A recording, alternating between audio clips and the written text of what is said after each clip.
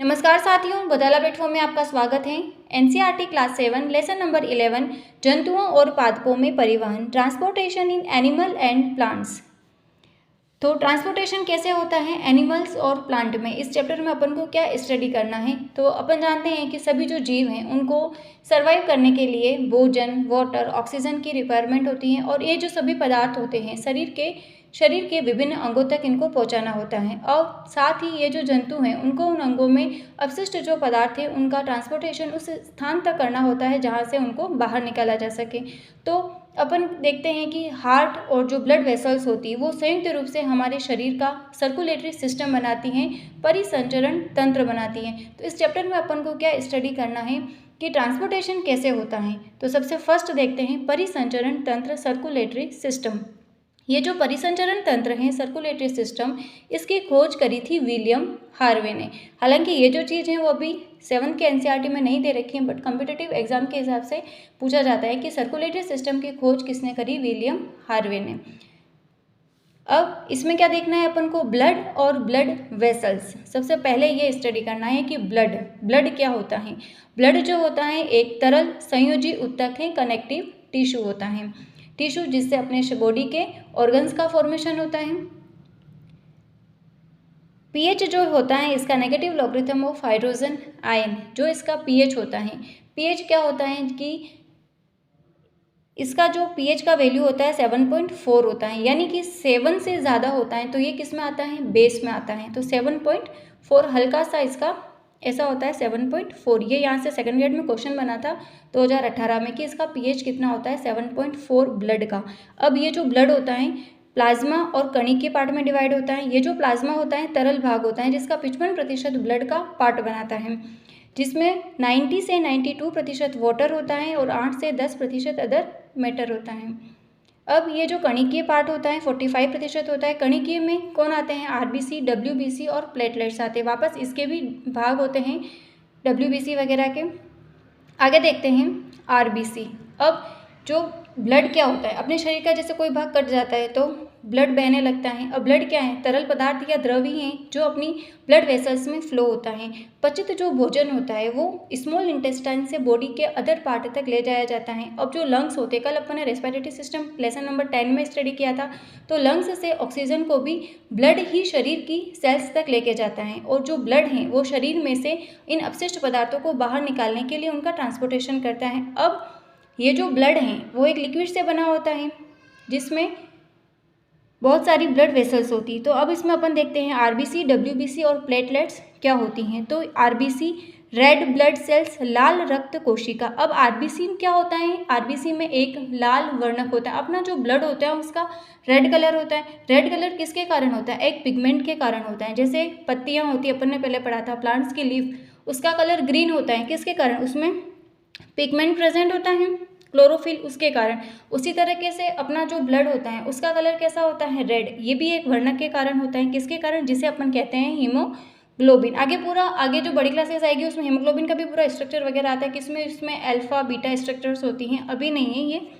अब RBC haemoglobin, him का मतलब इसमें आयरन तत्व प्रेजेंट होता है जो Fe+2 स्टेट में प्रेजेंट होता है, ये उसकी ऑक्सीकरण अवस्था होती है।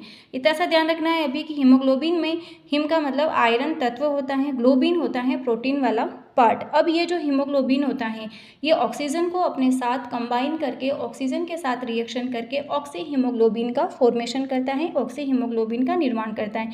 जो ये ऑक्सी हीमोग्लोबिन शरीर के सभी अंगों में और सभी कोशिकाओं तक ट्रांसपोर्टेशन करता है। अब रक्त का लाल रंग हीमोग्लोबिन वर्ण के कारण होता है, इस पिगमेंट के कारण होता है। और ये जो आरबीसी होती है उसका शेप होता है बाइकॉनकेव होता है।